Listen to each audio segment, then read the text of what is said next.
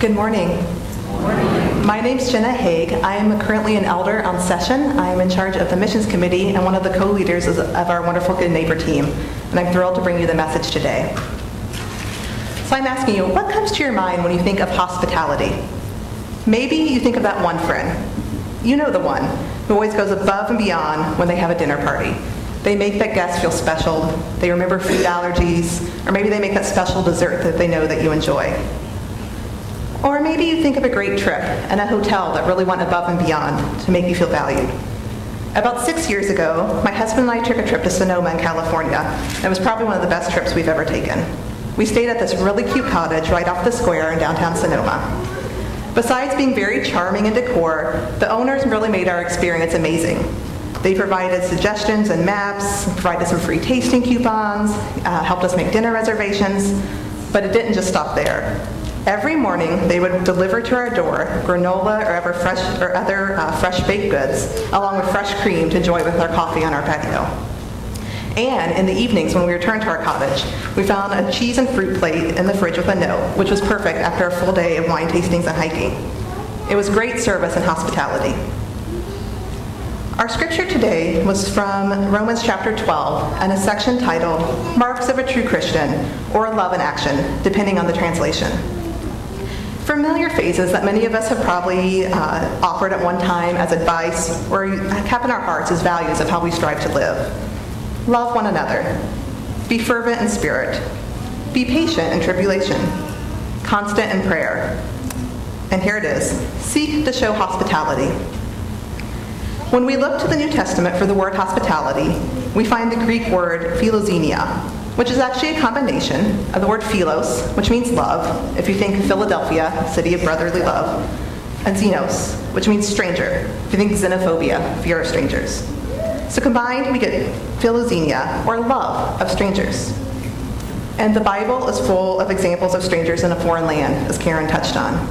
The Israelites in Egypt, Jacob threatened by violence, Moses fleeing from the Pharaoh, David seeking asylum, Elijah escaping persecution, and even Jesus himself, whose family fled from King Herod. In fact, the Hebrew word, which is translated into the English words of foreigner, alien, stranger, immigrant, appears 92 times in the Old Testament. Theologian Orlando Espin stated that welcoming the stranger is the most often repeated commandment in the Hebrew Scriptures, with the exception of worshiping only one God. So today, we're celebrating Refugee Sunday. It's a day set aside for churches to stand with the displaced and celebrate the power of God's love to transform lives of those fleeing from danger. By setting aside one Sunday this year to consider the courageous and often perilous journey made by millions of refugees, we can prepare our hearts to serve from a place of welcome. So who are refugees? According to the Geneva Convention, this is a very technical description here, a refugee is someone who is unable or unwilling to return to their country of origin, owing to a well-founded fear of being for reasons of race, religion, nationality, membership of a particular social group, or political opinion. Compare this to another term we may hear on the news of internally displaced person. This is someone who's also been forced to flee, but remains within their own country.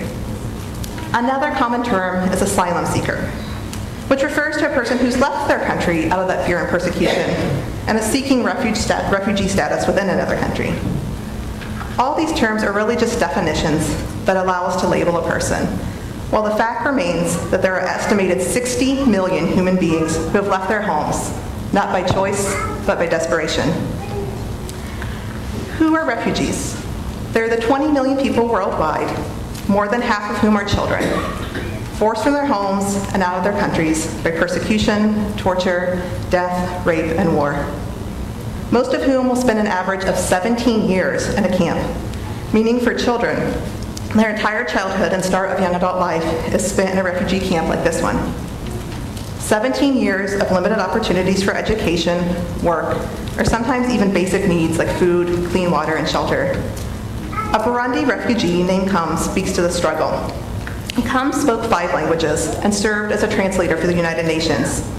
He was forced to flee into a refugee camp in Ethiopia after a group of rebels kidnapped him and threatened his family. He says, "The richest places in the world are refugee camps because everyone is created with a purpose, with gifts, and with talents. Refugee camps are full of people with potential, but who cannot use their potential.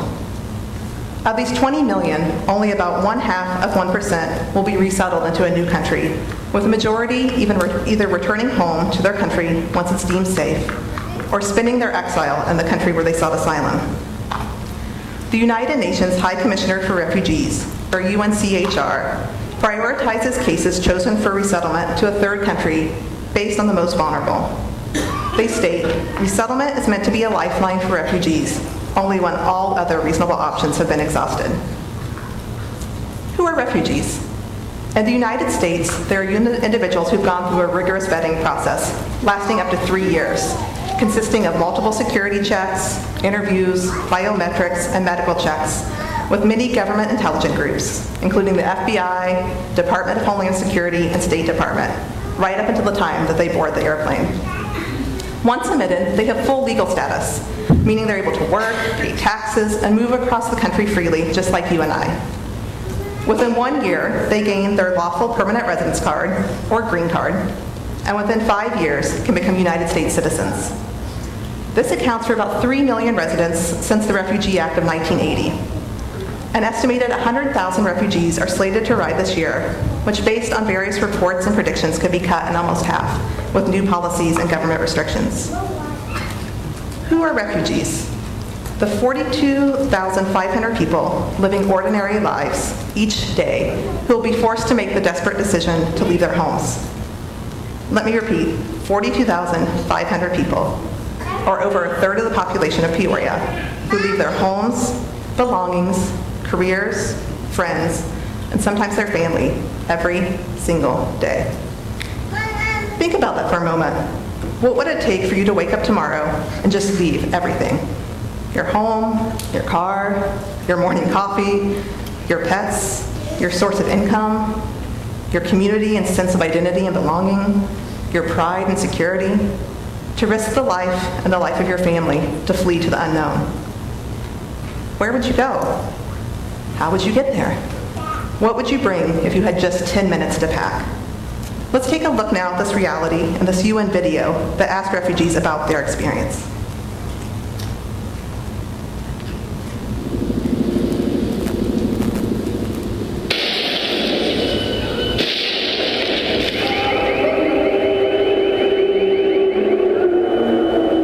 Plastic carpets. Rug. Pillow. Animal skin tent. A piece of mortar from the house. Piece of soil from the garden wrapped in fabric. Sacred soil. Sacred book. Sacred text. Rosary and prayer beads. Rosary. Prayer beads. Rosary. My headdress hides the key to a small metal chest containing all of the essentials for a wedding. Ring. Ring. Charm. Ring. Mother's wedding ring. I lost mine in the bombing, so my mother gave me hers. My earrings. I make jewelry. All the jewelry of my people.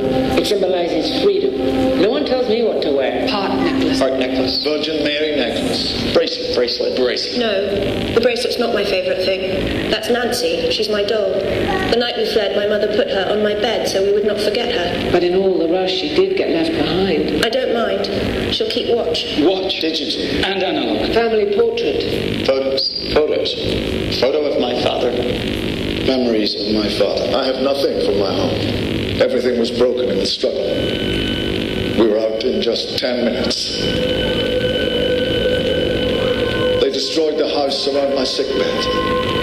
The neighbors heard me shout and came and carried me out. I escaped with my children.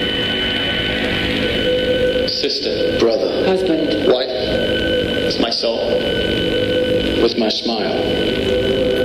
With my life.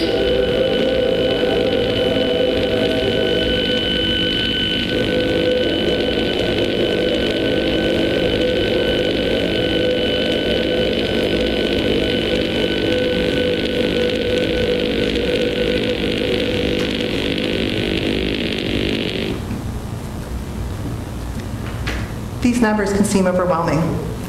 The need is so great, and we're just one person, one busy family, one congregation, one small city in the Midwest. Plus, Jenna, there are so many needs right here in our own town, our own state, and our own country. This is all true. Luckily, our mighty God has a vision and a call that's larger than any of our doubts, excuses, and fears. Our passage from Leviticus instructs us to treat the stranger who sojourns with you as the native among you, and you shall love him as yourself. Sounds kind of familiar, perhaps close to the instructions to practice hospitality. But how's that displayed? Through a Facebook post showing support to refugees? Sure. Bringing awareness and education of the challenges faced by refugees is important. As you've seen with our hashtag UPC4Refugees, we have started to tag some of these images that make us think of welcome and invite you to do so as we continue our efforts. Is it through a donation, small or large, to a nonprofit working directly with refugees in our country or in camps?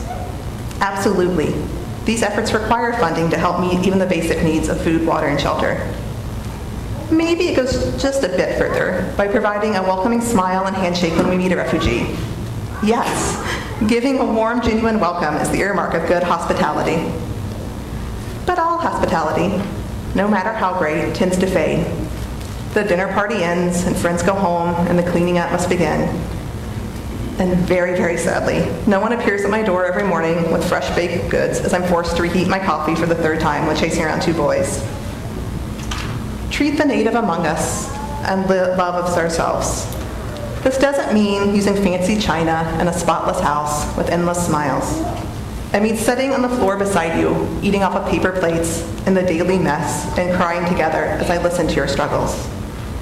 It's moving from offering hospitality to providing a home. To quote a great book called Seeking Refuge on the Shores of the Global Refugee Crisis, which was written by the President of World Relief, we begin by loving strangers, but soon they're not strangers, they're neighbors, and ultimately we hope, brothers and sisters.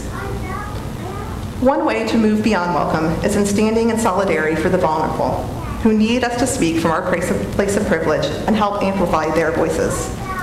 By promoting more generous and welcoming refugee policies, we counter misconceptions and overstated fears. The New American Economy, or NAE, is an organization which brings together more than 500 Republican, Democratic, and independent mayors and business leaders. They did a study that looked at refugee resettlement data from the Department of State's Worldwide Refugee Processing System and calculated the 10 cities in the U.S. that received the most refugees and relative to their population size between 2006 and 2016. Rather than crime increasing, 9 out of the 10 cities actually became considerably more safe, both in terms of levels of violent and property crime. This included places like Southfield, Michigan, a community outside of Detroit, where violent crime dropped by 77%, or Decatur, Georgia, outside of Atlanta, which experienced a 62% decline in violent crime. There are many myths regarding refugees, including the presumption that welcoming refugees to our country is a financial drain on our economy. And while we should definitely be compassionate and mindful of the economic struggles in our country, economists find that immigrants actually have a net positive impact on the community that welcomes them. This is in part due to their investing in our economy as consumers. They're buying groceries, paying rent and utilities, buying cell phones, all which leads to increased profits for American businesses. The study also found that most immigrants are actually working in fields that complement, instead of compete with, the work most Americans are willing or able to do. Immigrants own many of the businesses we rely on daily, including grocery stores, restaurants, dry cleaners, gas stations, and jewelry and clothing stores. From 2000 to 2013, immigrants accounted for 48% of the overall growth of business ownership in the nation. And more than 40% of Fortune 500 companies in 2010 were founded by an immigrant or the child of an immigrant. We can also look to the root causes of why so many people are forced to leave their homes and promote efforts to end displacement. Dr. Martin Luther King Jr. illustrated our response to injustice by saying, "On the one hand, we're called to play the Good Samaritan on life's roadside, but that will only be an initial act. One day, we must come to see that the whole Jericho Road must be transformed so that men and women will not be constantly beaten and robbed as they make their journeys on life's highway."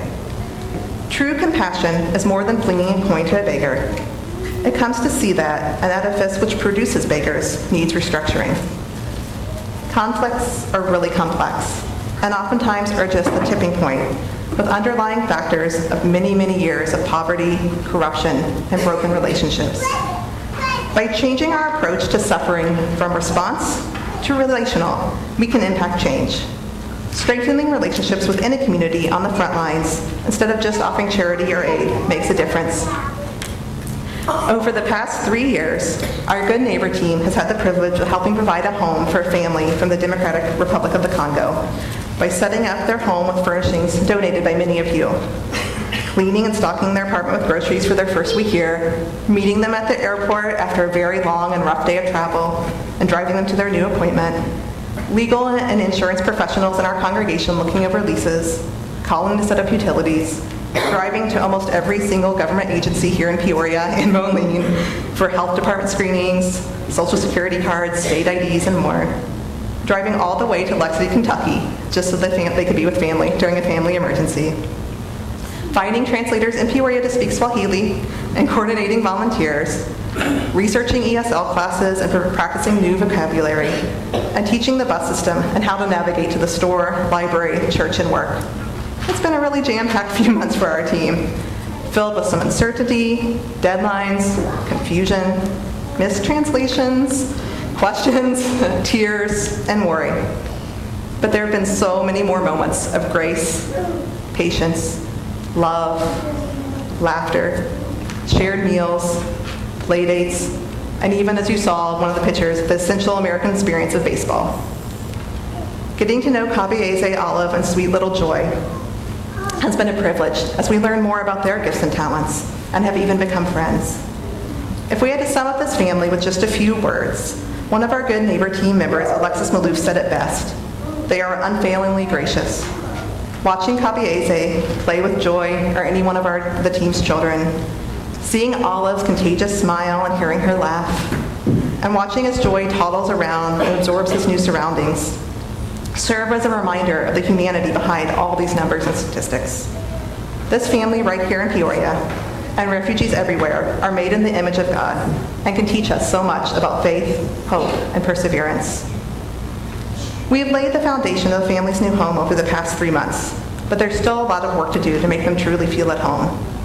Our team needs your help, whether it's assisting with driving to appointments when the bus schedule does not line up, helping practice English through visiting the family and just having conversations, or inviting them on a trip to the zoo, playground, or park with your family. These are all opportunities to not only help them adjust and learn new about their new city, but to show God's love to our newest neighbors. We know helping them quickly learn English will set them up for success in our country, and there's no better way to learn than to practice, practice, and practice. Perhaps it extends outside of the Good Neighbor team. If you're a local business owner, maybe you can commit to hiring immigrants and refugees and equipping them with essential work experience and job skills. As a voter and taxpayer, you can advocate for welcoming policies with officials at all levels of the government. Or you can simply correct and educate friends and family around any myths surrounding refugees and stand as a welcoming neighbor in Christ. Following today's service, there'll be a fair in the fellowship hall with members of the Good Neighbor team, where you can find out more about each of these needs and how you can get involved, either with Kabiese, Olive, and Joy here locally, or through assisting millions of refugees worldwide. As the Secretary General of the United Nations stated last year in closing the World Humanitarian Gathering, we can close the gap between the world that is and the world that should be. We have the knowledge, the connectivity, and the means and resources to do so. It's in our power, and there's no better time than now. Amen.